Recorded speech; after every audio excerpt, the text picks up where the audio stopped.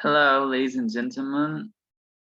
Here we are going to start our 10th lesson, and we are starting a new unit called Dealing with Stress here. This is the Intermediate English course for Business English. Today is 2nd of February. My God, it's February. Whoa, I didn't know. Right, so, very good. Okay, dealing with stress here for today. I have prepared a lesson with audios, I think. Yes, well, in this case, we're going to start here with, you can say, it says here on the assignment, add the verbs from the box to the phrases below to create some common stressful situations. So, well, you can try to make a list on your mind about what is a stressful situation, what makes it stressful. What kind of stressful situation is that? You can also use the expression stressing as well, although it's actually a gerund, but it can work as an adjective. So, very good. So, yes, here we are going to read. It says here, going, as in going to the dentist. Do you think that going to the dentist is actually stressful? I would say waiting for the waiting for the dentist.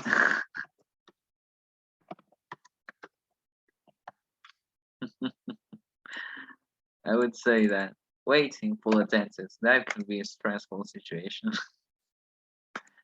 But well, yeah, let's say that it's going and finding. We have going, finding, having, making, being, traveling, queuing, and going. So we have going twice. We have the chance of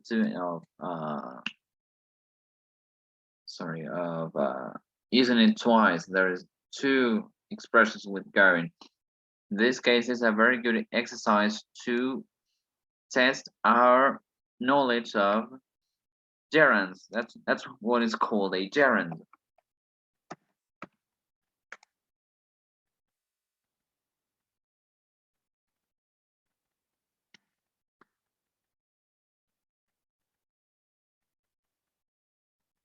Very good. So it's stressing. That's a gerund. I would really love to. Oh no, you say gerund, and well, let's say it's the word stressing. And well, we make an arrow so that later on we know. Very good. So just waiting for the waiting for the dentist. Let me know on the comment section which are your favorite, which are the ones that you think that you feel are most stressing from all of them. So we have waiting for the dentist, going to the dentist. What about in the supermarket? What do you do in the supermarket when you go and buy something and there is a very long line? What do you do? Are you going finding in the supermarket? Are you going having in the supermarket? Are you making something, anything in the supermarket?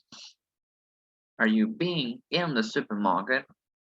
Which is actually possible, but it's wrong. Are you traveling in the supermarket? Are you queuing in the supermarket? Are you going in the supermarket? And no, it's just queuing. Very good. So, yes, You're right. If you wrote queuing, then it's correct. Okay, so it's queuing in the supermarket. And well, we can just cross it as if we were children. That's it. Stuck in a traffic jam.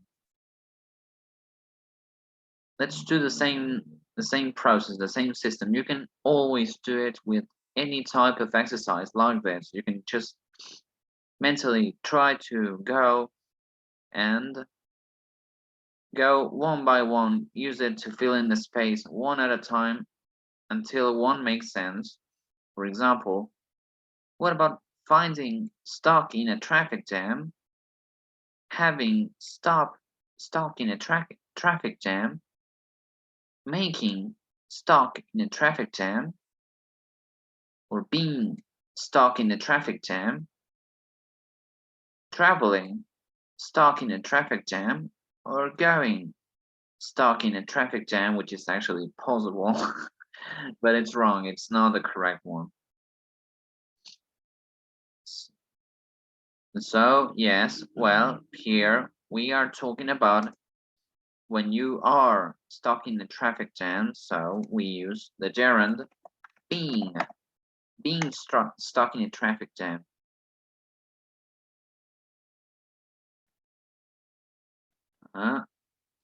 And well, being stuck in a traffic jam, and so we have a place to park. We can say finding a place to park, having, making, being a place to park. Well, for example, we have to use being, so we're going to scratch it like that.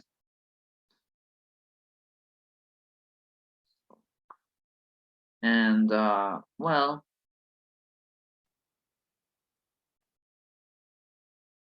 sorry, you have a place to park, you have to hairdresser. No, sorry, a place to park.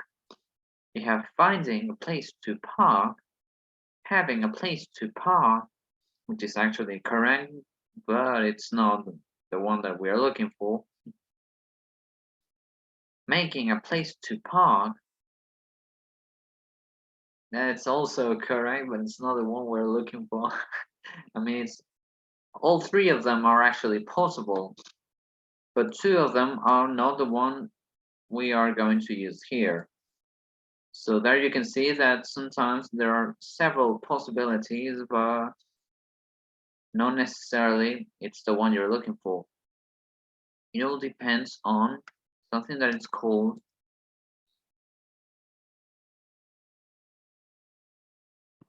collocation.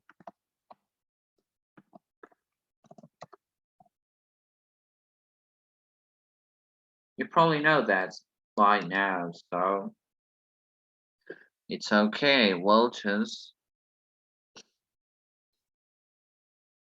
finding a place to park, and so,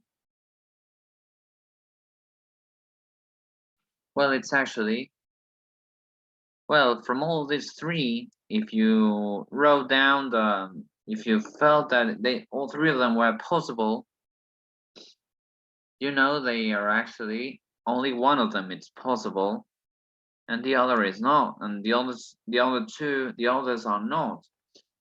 So in this case, it's correct. You're using this one, finding, because you have to find a place to park, and it can be very exhausting, really exhausting, especially when you go to the beach and all places are taken. Finding a place to park is so tiring. Right, so what about to the hairdresser?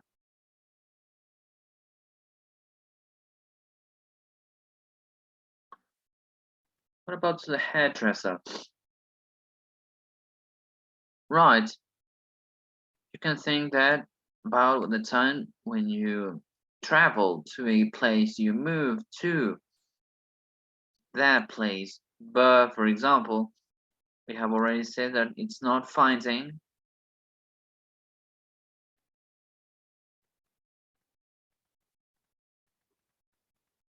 Is not finding. Is it having? Having to the hairdresser, which is totally, it sounds completely odd. What about making to the hairdresser? Making that. My God, it sounds so weird to think about it, but so let's think about making to the hairdresser, and you would say that it's incorrect because what makes it incorrect most of the time in this type of exercises, the thing that makes it useful for us to determine whether we are using the correct expression, for example, sometimes it's the use of prepositions. You already know that. So, but in this case, for example, we have having, making, traveling to the hairdresser, which is actually possible, but remember there is no collocation for it. What about going? We could say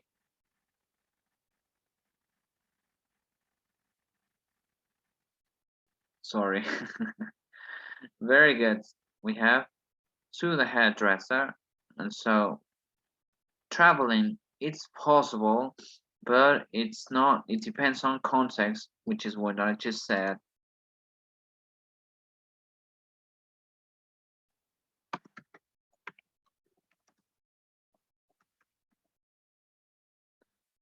Location depending on context, and we have to the hairdresser. And so, well, we don't travel to the hairdresser, but we go. So it's going to the hairdresser.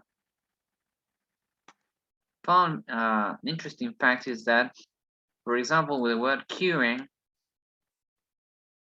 British people tend to use the word queue, but not the word line, which is more American-like.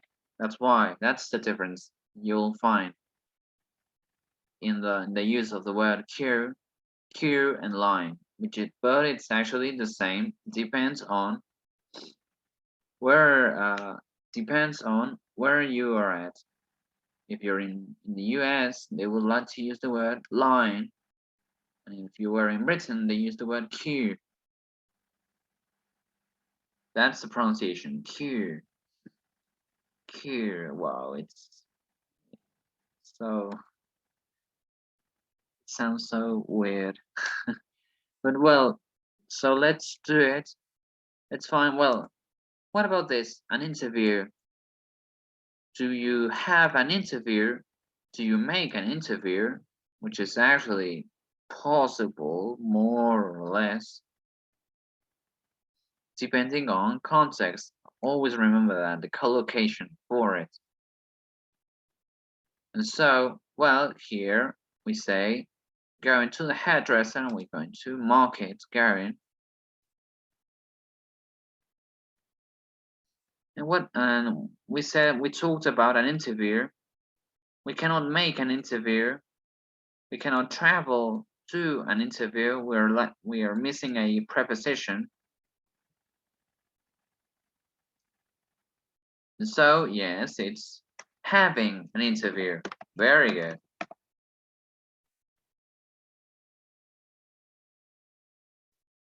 And well, here, let's think about this. It says a speech. Do we have a speech? Well, sorry, I'm going to scratch it. We say, do we make a speak or do we travel to a speech? Right, and so, well, we actually make it. We don't do well.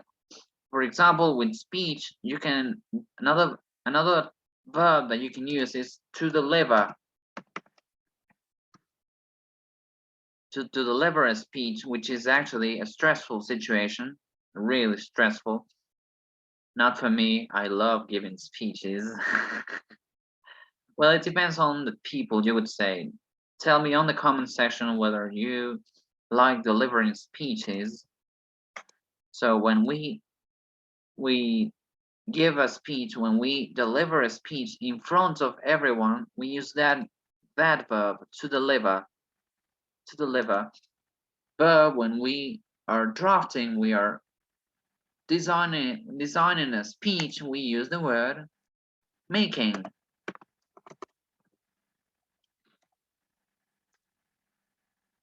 So we have making a speech. But well, sometimes they can. Sometimes I think to deliver and to make a speech, I think they both work as the same, with the same meaning. So, and well, here we scratch making, and obviously we add traveling by air. So if all of you wrote it like that, if you complete it with exactly like that, remember that you should always finish the exercises before you watch this video, because well, if not, it's too easy.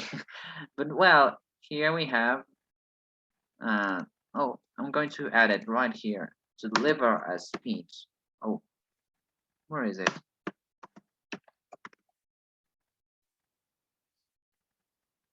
So well, yes, we have to deliver a speech traveling by air, having. So yes, and we are done with this activity. We Now we're going to listen to here. Look, it says Alan Broadshaw is a director of In Equilibrium, a stress management consultancy. It says listen to the first parts of the interview and complete these notes. It's a series of listening audios. I mean, obviously it's a listening audio. It's a series of podcast. It's a 3 series of podcasts that you can obviously find in the platform. I just said it last week, but we're very good. We're going to finish it. We're going to listen to it now. 5.1 here.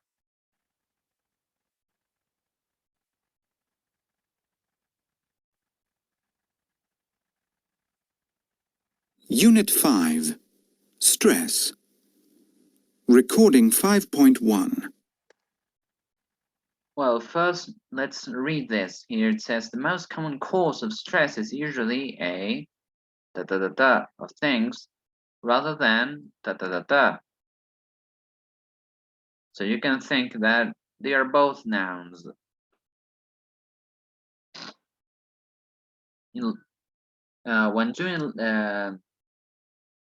When finishing listening activities, the good thing is to always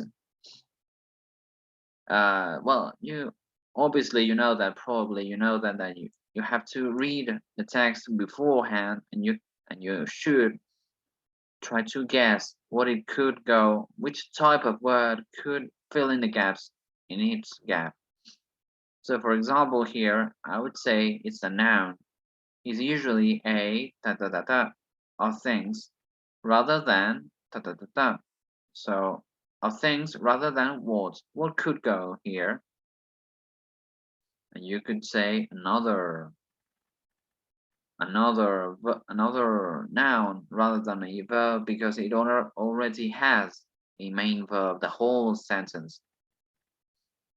And well, here you have, for example, a very bad combination is where someone is under a lot of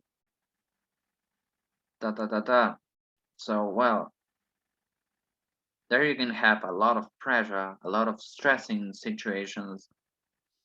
But it says here, but they also feel that they have no and they feel unsupported.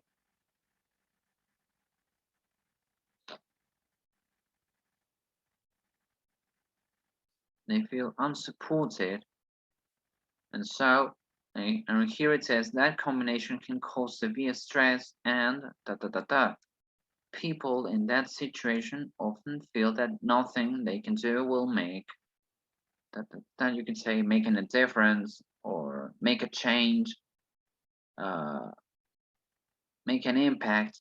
That can also be the expression that you can use collocation and types of idioms, idiomatic expressions. They can also be useful when guessing the type of word that goes in its gap. So, well, those are my advices. I hope next time it's a good use in the future.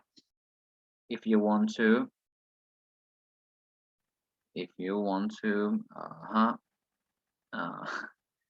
I'm not sure, sit for an international examination, which is actually a good a good investment. Always, it is always good to be more qualified than what you already are.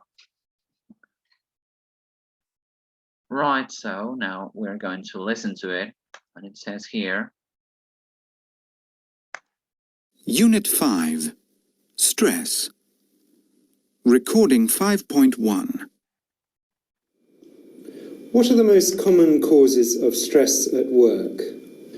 Well, usually it's a combination of things rather than one cause. Some combinations are worse than others. For example, a very bad combination is where someone is under a lot of pressure, but they also feel that they have no control and they feel unsupported. That combination can cause severe stress and depression. People in that situation often feel helpless, that nothing they can do will make any difference. And that's a very bad feeling.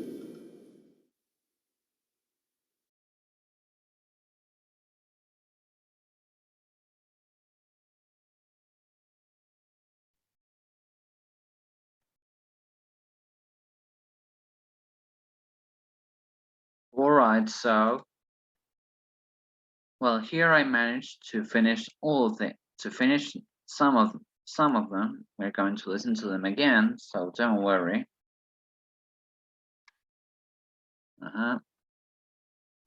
Very good. It says here. So well, you have it says stress, severe stress, and well, let's listen to it again and let's see. Unit 5. Stress. Recording 5.1. What are the most common causes of stress at work? Well, usually it's a combination of things rather than one cause. Some combinations are worse than others. For example, a very bad combination is where someone is under a lot of pressure, but they also feel that they have no control and they feel unsupported. That combination can cause severe stress and depression. People in that situation often feel helpless, that nothing they can do will make any difference. And that's a very bad feeling.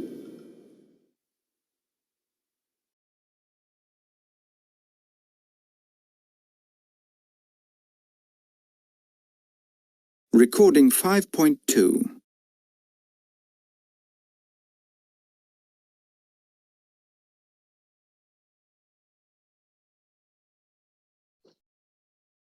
Well, this is what I wrote. I wrote the most common cause of stress is usually a combination of things rather than one cause. So if you fill in the gaps with those expressions, then you're right. With combination and one cause, you're correct. Congratulations. And it says here, for example, a very bad combination is where someone is under a lot of pressure, but they also feel that they have no control and they feel unsupported. Well, in my case, I'm not sure if it goes with the combination can cause severe stress and depression. In my case, I don't know if it goes with double S or with just one S, so I'll add it afterwards. But if you wrote depression, then you're correct. Congratulations. It says here, people in that situation often feel that they have nothing, that nothing they can do will make any difference. And so, well, we move and we say any difference. Or he says, I think a difference, and they are both correct. So if you wrote that, you're correct. Very good, congratulations. Right, so we are going to finish the last ones and the two here. And so we have two more listening audios. We have 5.2, listen to the second part of the interview and answer these questions. What are the two main ways in which in equilibrium helps companies deal with stress? And you have 5.3, listen to the third part of the interview, choose the correct answer according to Alan Broadshaw, then discuss whether you agree with him. I'm not going to do that, don't worry, because I don't like comparisons. So for example, here it says, men and women report less stress. Number 2 says, men, women are better at asking for and getting support. Number 3 says, men, women don't like to appear vulnerable. Number 4, it says, men, women are in fact often more vulnerable. And 5, here it says, men or women cope with pressure better. So, well, now here we're going to focus on 5.2. It says, listen to the second part of the interview and answer. What are the two main ways in which in equilibrium helps companies deal with stress? So let's see. Number 2. Recording 5.2. How do you help companies to deal with stress? Well, we help in two main ways. Firstly, by investigating causes of stress, what we call stress risk assessment. The idea of this is to identify problem areas and/or groups, hotspots where the risk of stress is high. Secondly, we train managers by raising their awareness of stress and giving them skills to prevent and reduce stress at work.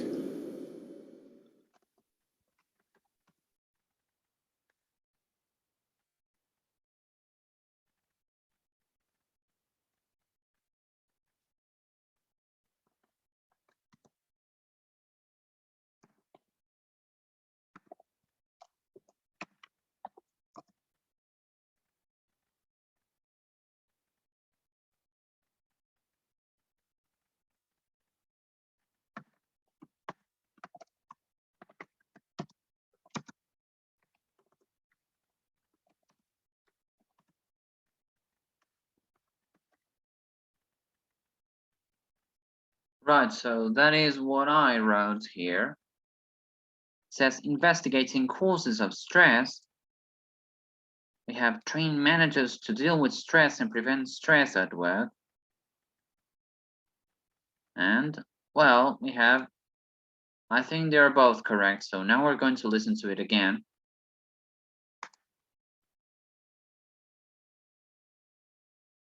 Recording 5.2. How do you help companies to deal with stress? Well, we help in two main ways. Firstly, by investigating causes of stress, what we call stress risk assessment. The idea of this is to identify problem areas and/or groups, hotspots where the risk of stress is high. Secondly, we train managers by raising their awareness of stress and giving them skills to prevent and reduce stress at work.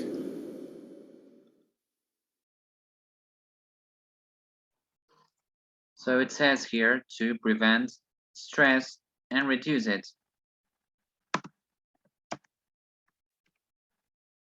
Stress at work, so it says, so my final answer is investigating causes of stress, what the men call stress risk assessment, And the man says, training managers to deal with stress and prevent and reduce stress at work. So if you wrote something like that, if you answer that like that, you're right. Congratulations. So now here we're going to do the final part of the lesson, and we're going to finish listening 5.3. It says, listen to the third part of the interview. Choose the correct answer according to Alan Bradshaw. Sorry, it's not Broad, Bradshaw. So hard. Well, remember we said men and women report less stress. Men and women are better asking for and getting support. Men and women don't like to appear vulnerable. Men and women are in fact more vulnerable. 5. Men and women cope with pressure better. And so, well, let's see which is the correct one. Sorry, just search for it.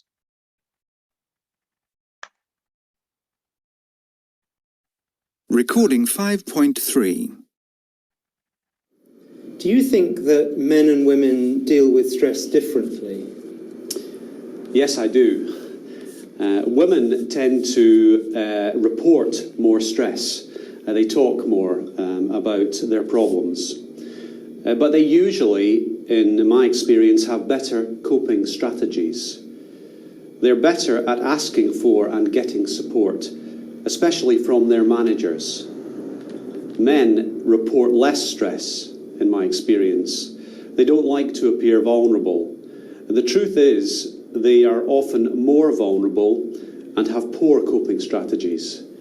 Men are not good at getting support when they need it, and they find it difficult to talk to their managers about stress.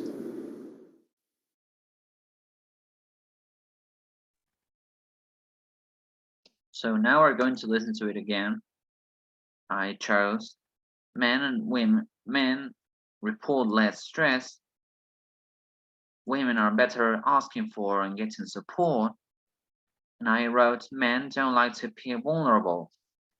Or men are in fact more vulnerable. And, well, the final one, I'm not sure. So let's see whether I am right or wrong. Very good. Recording 5.3. Do you think that men and women deal with stress differently? Yes, I do. Women tend to report more stress. They talk more about their problems. But they usually, in my experience, have better coping strategies. They're better at asking for and getting support, especially from their managers. Men report less stress, in my experience. They don't like to appear vulnerable. The truth is, they are often more vulnerable and have poor coping strategies. Men are not good at getting support when they need it, and they find it difficult to talk to their managers about stress.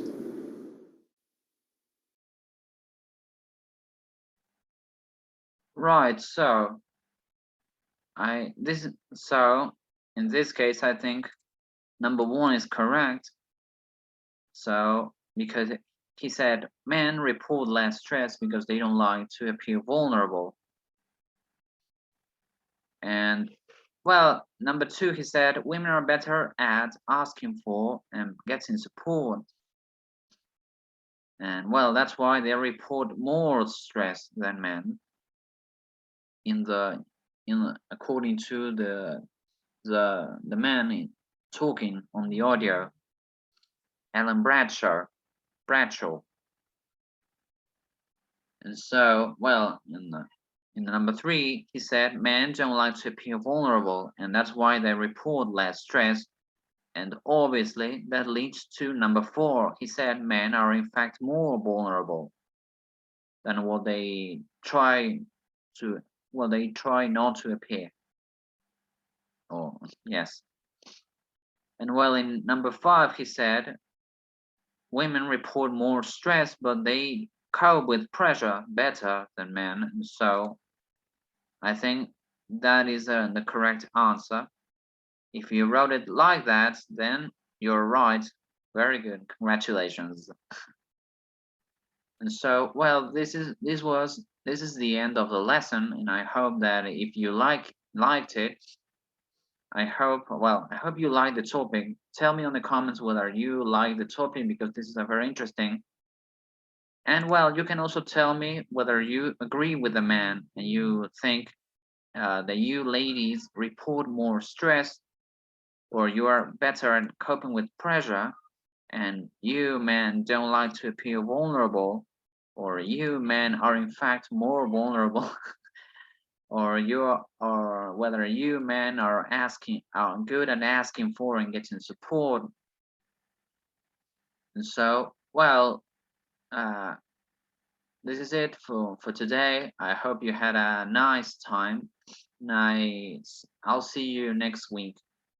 And well, now I'm going to upload this video as fast as I can, and well, goodbye people, and thanks for watching this, and I'll see you next time.